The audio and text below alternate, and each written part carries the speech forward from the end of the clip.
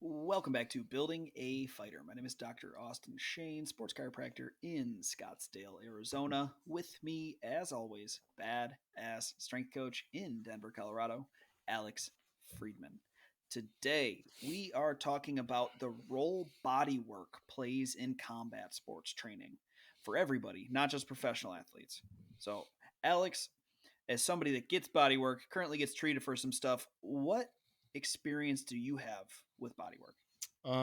Yeah, I mean, I I kind of went through your typical athlete progression of body work and rehab is for pussies, and then I've changed my ways and changed my views, especially coming into strength and conditioning. I think it can be a necessary part of success, especially when you're pushing and training your body as hard as combat athletes do. So, my initial reaction as a high school, college athlete was like, "Fuck that!" Is I'm going to stay out of the athletic training room as much as I can, and then I got hurt finally, Yeah, and yeah. so I started seeking it out. And honestly, I hadn't found a really good system or relief until like the last 2 or 3 years. Um, so I've learned that I respond really well to like massages and like actual physical Mhm.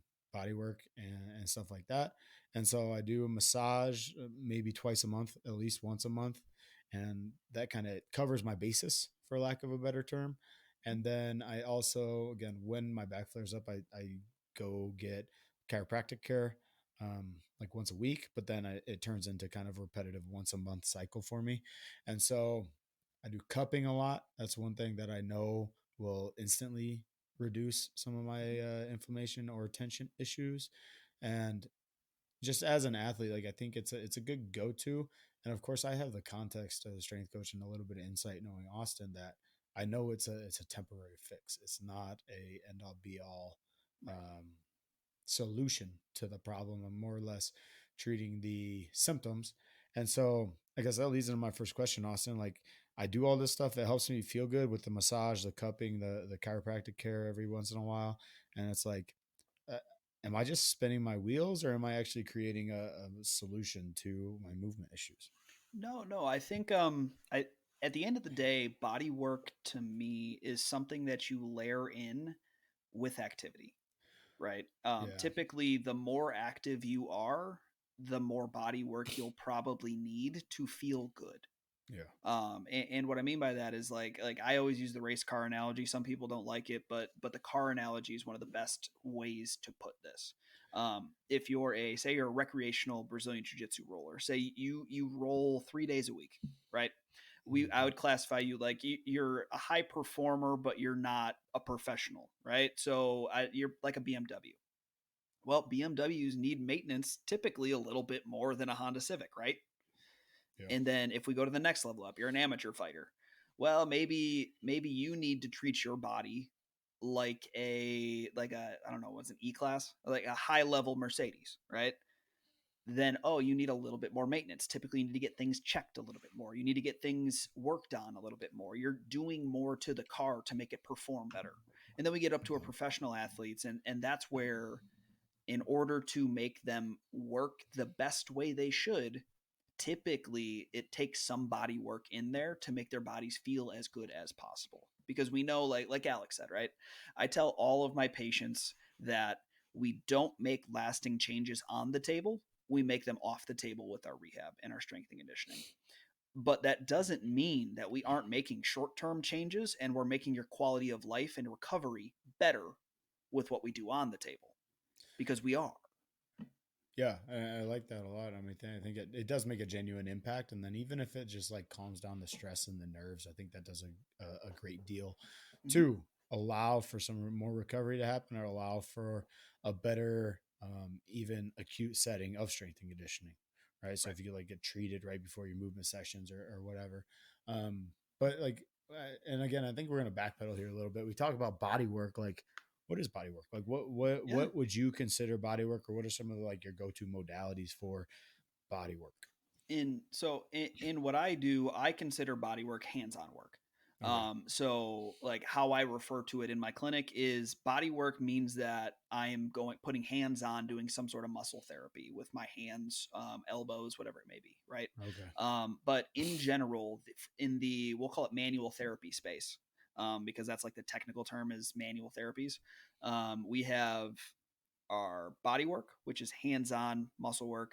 We also have dry needling involved, which some people Okay. don't consider manual therapy. Some people do because it's a needle instrument. Yeah. On top of that, we have IASTM, or the brand name is Graston or scraping. We Okay. have cups. And then we also, and there's a bunch of different stuff. We have lasers, we have shock waves, we have Normatec boots, like the whole 9 yards of all these different Yeah. things we can do. What about like a stim machine? Is that kind of it Yeah, I mean, too? I layer anything that I do on my table. I personally Okay. consider manual therapy. I mean, Gotcha. adjustments are considered manual therapy. Gotcha. Neurologic, I think neurologic, like pin and or not pin and stretch, neurologic stretching is also considered a manual therapy because typically you have hands on. Anything that a therapist is going to do to you, I consider manual therapy. And so, how would I differentiate like a good physical therapist or chiropractor or somebody that just Oof.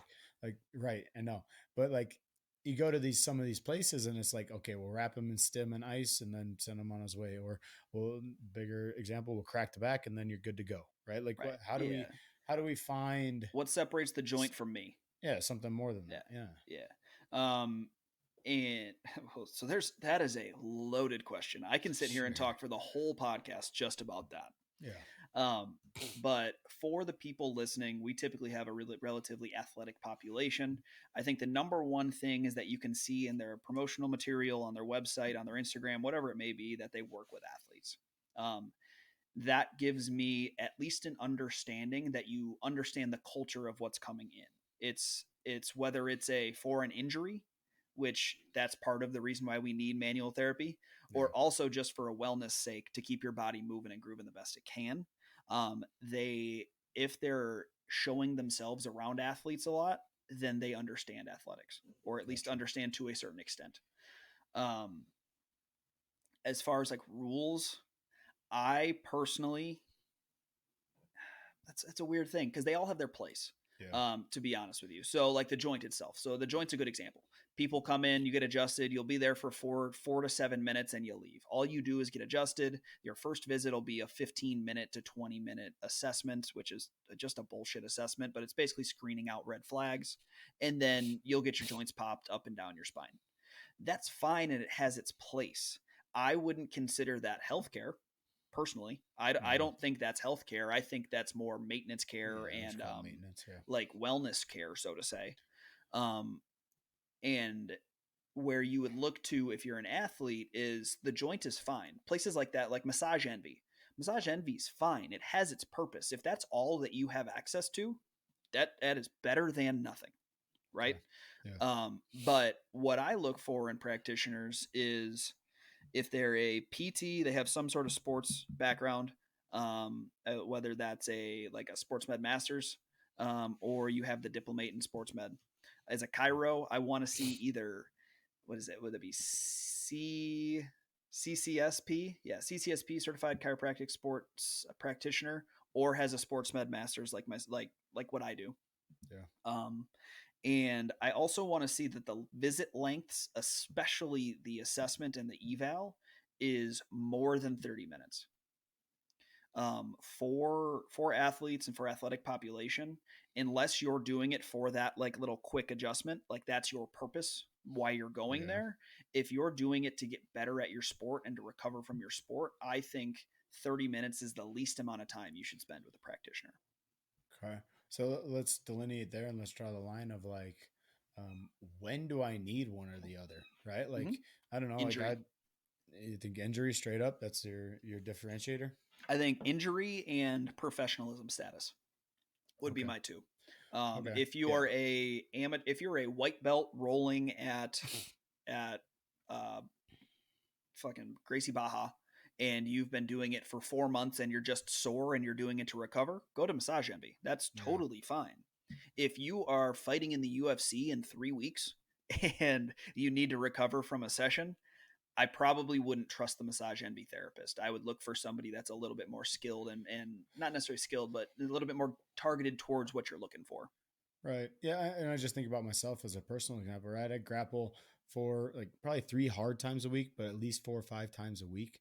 Mhm. And like I don't ever want my low back to go out, but it does Right. sometimes, right? And so like if I can get by with this maintenance care of, once a month, twice a month, Mhm. then I consider myself somebody that needs maintenance, not somebody that like needs to go seek out a huge professional and find like a solution to the problem. Or am I wrong in thinking I need to go find a solution to the problem so that my back never goes out again?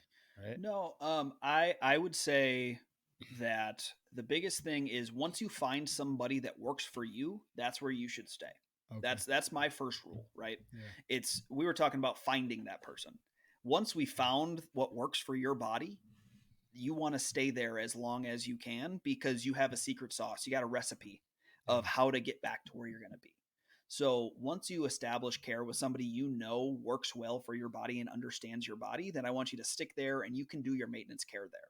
Like Yeah. I take maintenance care patients. Like there's Gotcha. nothing wrong with that. That's totally fine. While I specialize myself in injury care, I would say that's probably Mhm. where I find myself much more.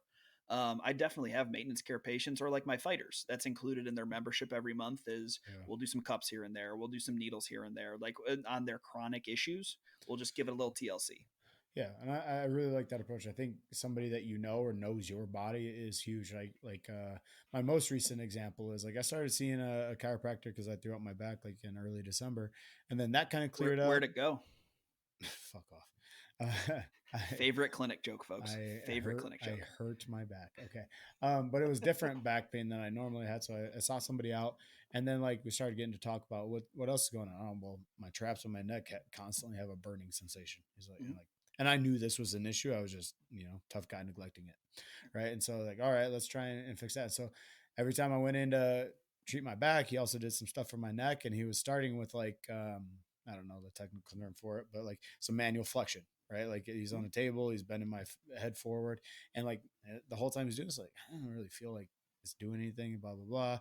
And we get to talking, it's like, okay, symptoms aren't going anywhere, and he's like, all right, then we need to do something different. Like he could Yeah. adapt, and he knew that I needed something other than that. And so the last couple of times he put my head in a Y strap, and he fucking yanked on my neck, Yeah. and Just then distracted. yeah, and Yeah. that's helped a lot, right? Yeah. That's helped a You're lot just different. So compressed. so again, so he knows that like, okay, this flexion resistance ain't gonna work, right? We got to go do a little more aggressive method. And then like Austin said, he's got a recipe, right? And so Exactly. and I'm gonna need that more and more often because I'm continuing to put my body under stress and wrestling. And so that's where like legitimate maintenance care comes from. Right. And so another thing kind of moving forward in like when should you seek this out? Again, I have two separate things. I think if you are an amateur fighter in a or actually not even if you are a relatively in-depth amateur fighter or just a grappling athlete, Yeah. um, I think you should be probably doing like what Alex is doing. Once or twice a month, you should be working on your body. I'll use the age old bullshit fucking saying of you only get one body, so you really should treat it right. But in this case, it's probably fucking true, right? You only have one body and you want it, you think about all the different things that you put effort into. Yeah. If you're using your body at least 3 days a week really hard in jujitsu, you should probably take care of it. Yeah. Yeah. And Again, and stave off a catastrophic injury or right, something that's going to get you off the mats for 3 to 4 weeks.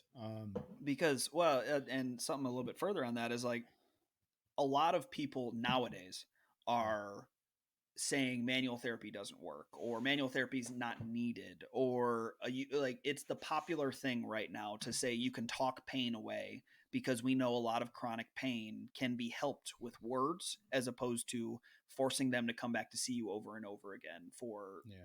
massage or muscle work, whatever. Hmm. um, that's not the same thing as like athletes that are sore all the time. That's not the same thing as somebody that's going to jujitsu all the time and working their body to an extreme, right? Yeah. It's like apples and oranges at that point.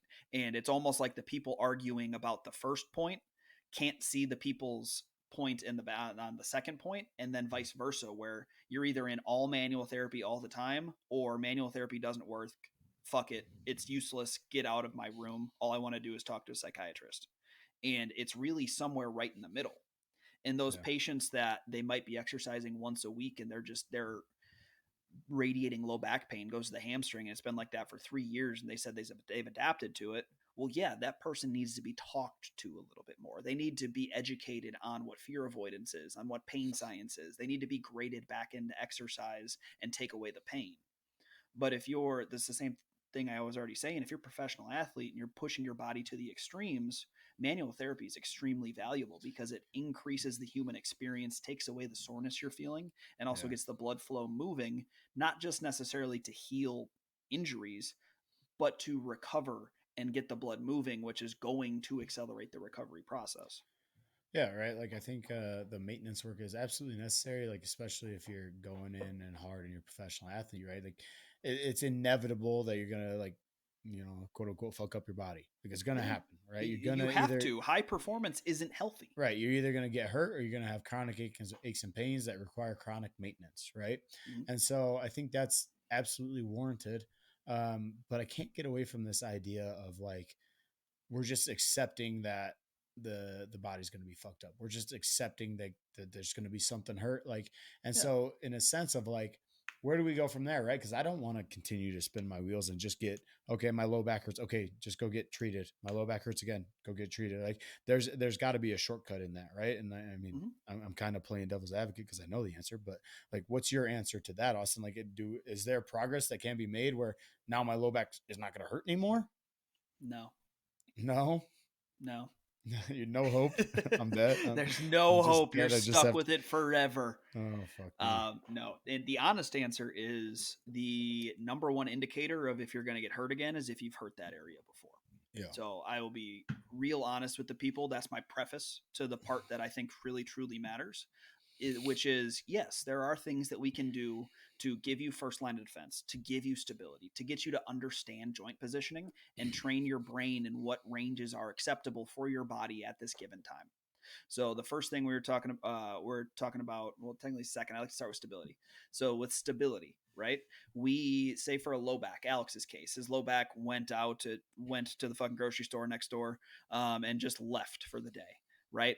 So it hurts. What can we do? Well, what's he doing? Well, I know his body because I've worked on it before. So he's overextending through his lumbar spine. He has massive tone in his muscles next to his spine. That's where he carries all of his tension.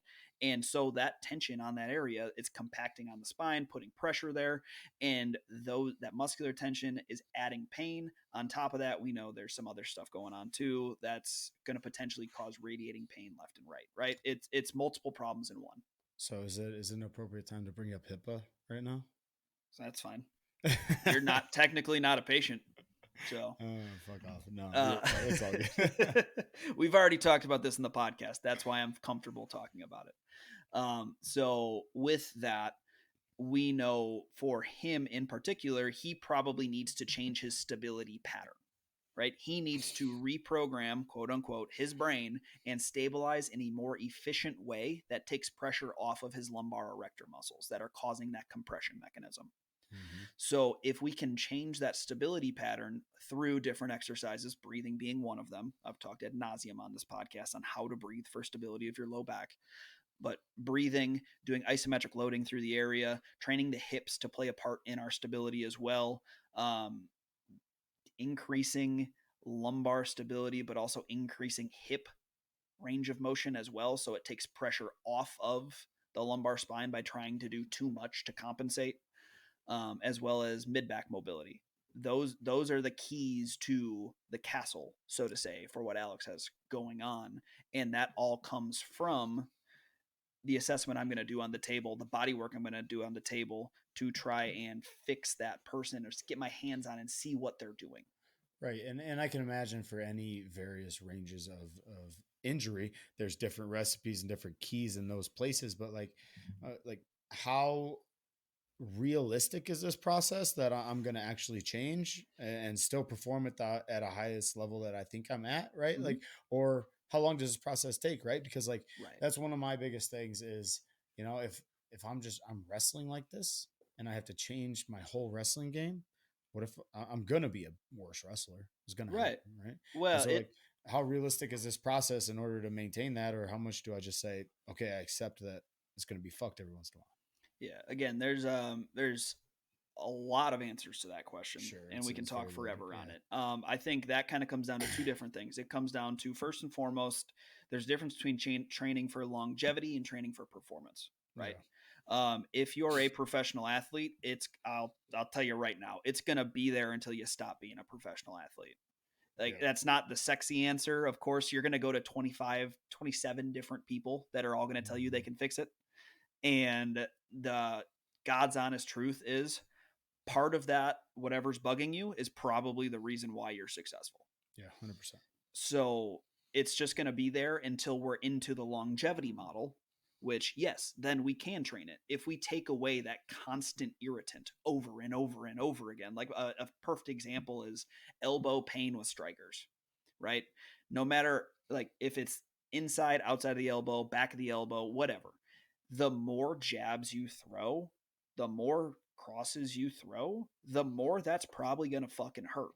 Yeah. And we, like, while I'm not a huge rest person for recreational athletes, like, typically we can accomplish the goal without having to take time off.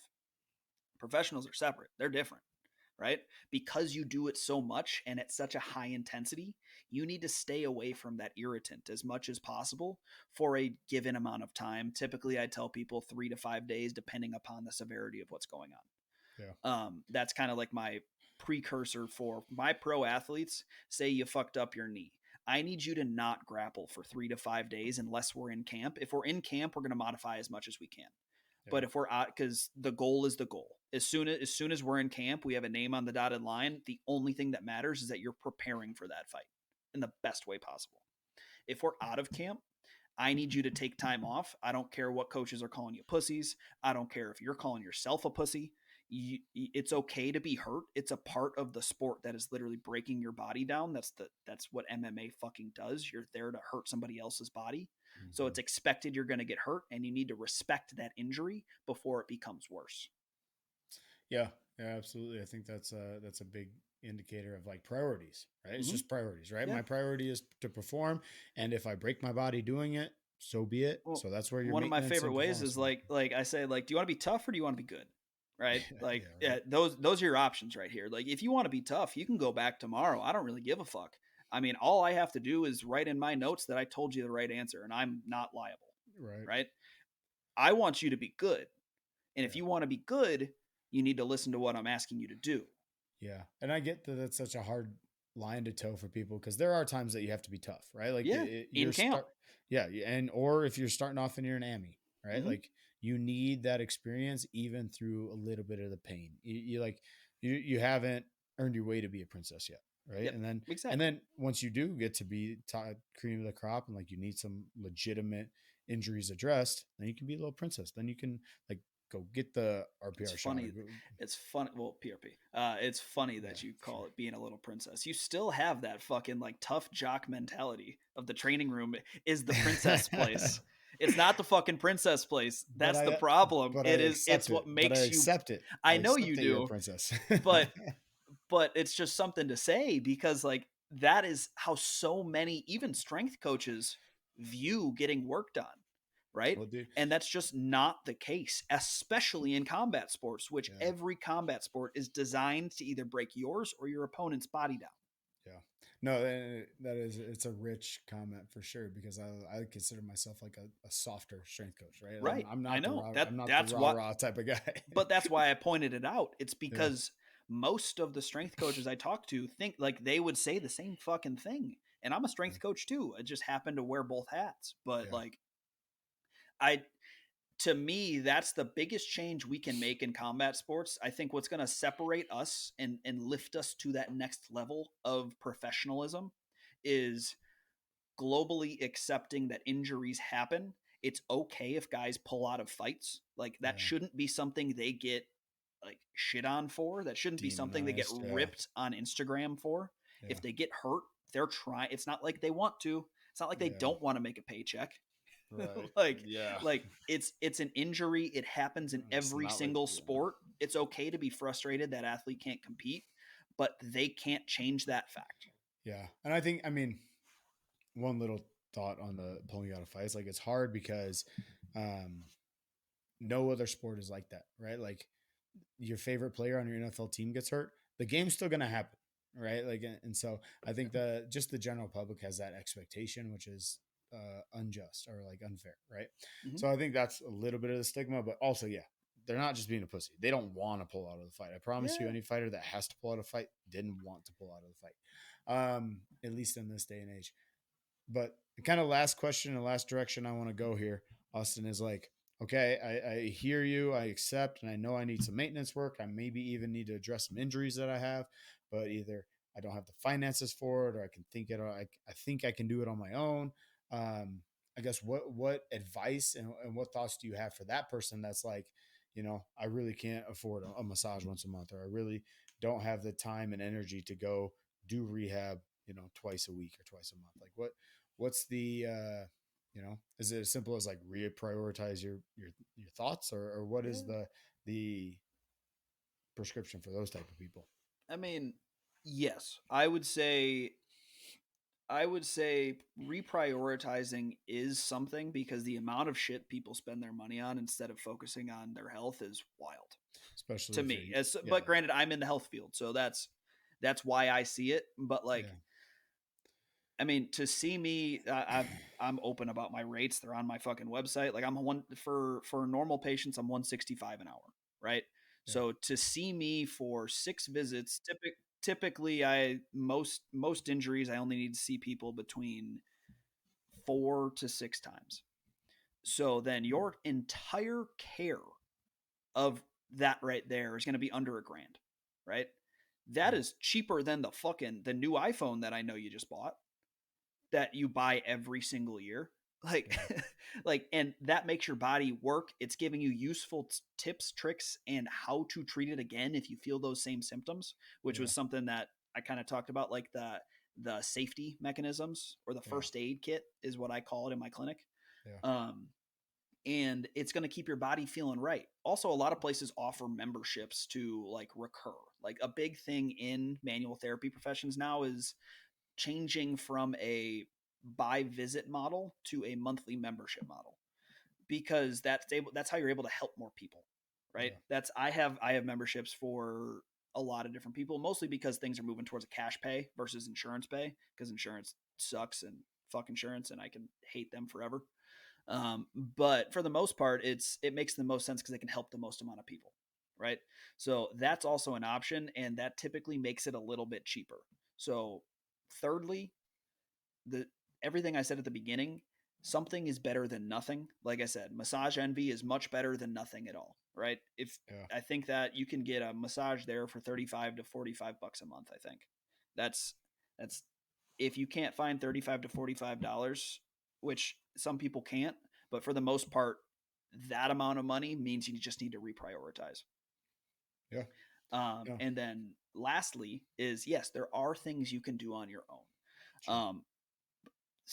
Overarching theme is 3 things that are so much more important than body work on your recovery are sleeping at least 8 hours a night and falling asleep and waking up within 30 minutes of a set bed and wake up time, eating like a fucking adult, and having eating the whole rainbow, having meat multiple times a week. Like there's so many different things in that realm that you can go after to really fix your diet and make yourself feel better and recover faster. Listen to our podcast with Christina Chu if you want to learn more about those. Yeah, And then managing your workload. If you're running yourself into the red every single day, no body work you do is going to make your body feel better, right? yeah, If you're constantly putting massive stressors on your system, you can't expect more stress, which is what body work is. It just creates inflammation in an area. yeah, That's the trick of the trade is we put you back into an inflammatory state to make your body heal itself. That's what it does. No amount of more inflammation is going to make that better, right? yeah, So those 3 things, are what you have to look at first. If you can do all three of those things and you can honestly say you're at your max capacity, then you start looking into, you have massage guns, you have foam rollers, you have cold plunges, saunas, all of these different things that are a lot cheaper than somebody's one-on-one time and getting therapy done a lot, where it's typically just a one-time purchase, or you can get a sauna and cold plunge membership for something stupid like $60 a month or $75 a month or something. Yeah. Um, those options are at your disposal. They're not, I don't believe, and most of the researchers support me, they're not as good as working with a practitioner because you're not getting assessed first. But they are, again, better than nothing. And it's something to accelerate the recovery process. Oh, absolutely. I think that's covers the gambit a lot of like just like the question of like, do I need healthcare? Do I need body work? Like I think those are If you legitimate questions to ask, right? if you do combat sports, you need healthcare. I like a recreational white belt stepping on the mat.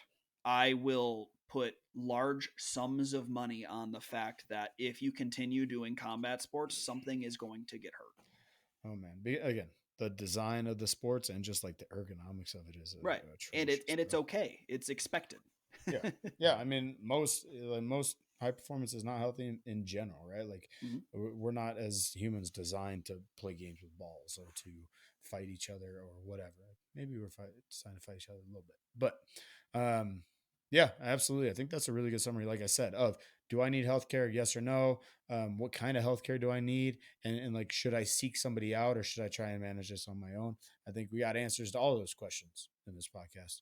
And I think Austin did a really good job laying out like what are we actually accomplishing with this body work? What are we actually accomplishing there? And then what's a good path going forward? So I think that's our podcast on the role body work plays, as an MMA fighter, as a combat sport practitioner, period. Yep.